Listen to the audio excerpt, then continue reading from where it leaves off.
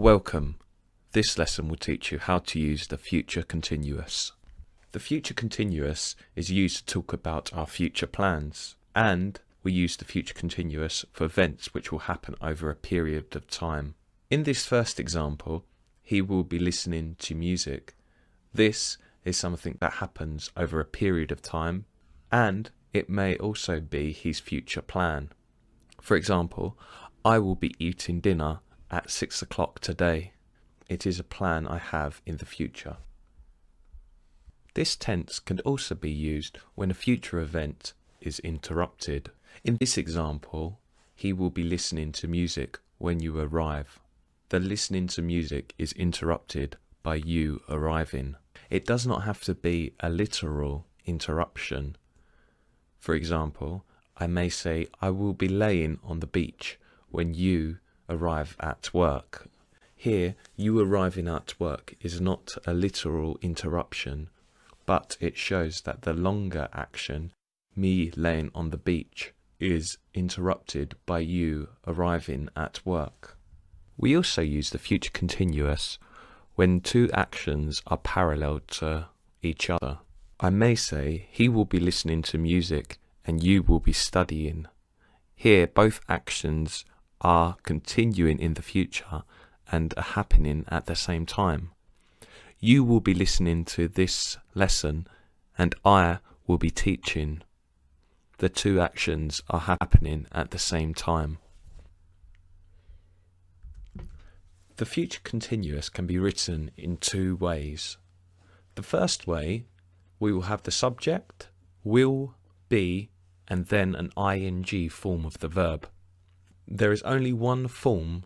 Every subject has the same form. He will be listening to music later. She will be listening to music later. I will be listening to music later. They will be listening to music later. There is no variation.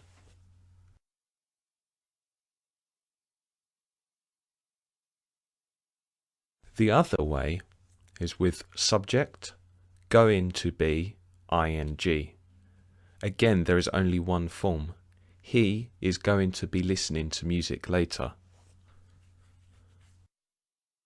When we write this in the negative, we use not. Subject will not be ing. The short form of will not is won't.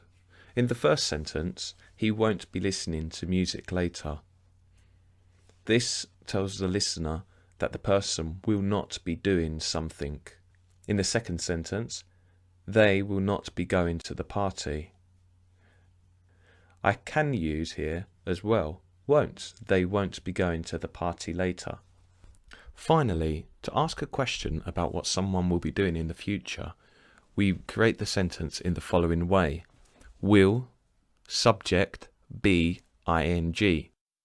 In my first question, I have written, will James be listening to music later? The subject comes after will in this instance, and not before when we are making statements. We can also use a how, a who, a what, when, why, and where in these questions to get more specific information. What will you be doing on Monday? Here I'm asking the person I'm speaking to about the specific thing they will be doing. Who will you be meeting on Monday? When will you be going shopping on Monday?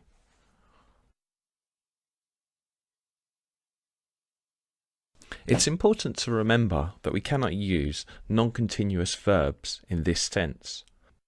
I cannot say I will be being there at 6 p.m. because be is a non-continuous verb. I can say I will be there at 6 p.m. or I will be waiting there at 6 p.m. The final thing to note is where we place our adverbs. Still, ever, only, never, always, just to name a few. The adverb needs to go after will. I will still be waiting there when you arrive. In our questions, we're going to place the adverb after the subject. Will James still be singing in the club when I arrive?